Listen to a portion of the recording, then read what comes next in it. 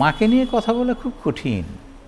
তার কারণ হচ্ছে যে মা হচ্ছেন এমন একজন মানুষ যার গর্ভে থেকে তাকে দেখতে দেখতে বড় হয়েছি।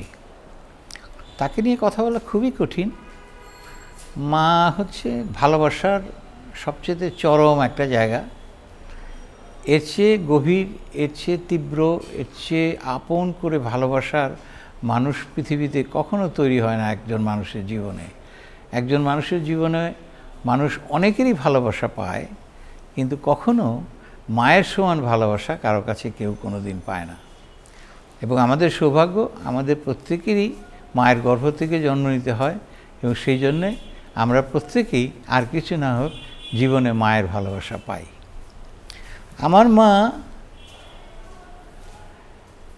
কি বলবো, আমার মার কাছ থেকে যেরকম ভালোবাসা পেয়েছি সেটা যেমন বিস্ময়কর, আমি জানি প্রত্যেক মানুষ তার মার কাছ থেকে যে ভালোবাসা পেয়েছে সেটা বিস্ময়কর, অত্যন্ত গভীর, অত্যন্ত তীব্র এবং অত্যন্ত সুদূর প্রসারী।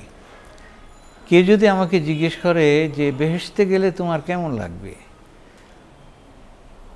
তাহলে আমি বলবো যে মা যখন আমাকে পাশে বসিয়ে যে কোনো সাধারণ কথা বলতেন, তখন আমার যে ভালোটা লাগতো তার চেয়ে ভালো লাগবে না।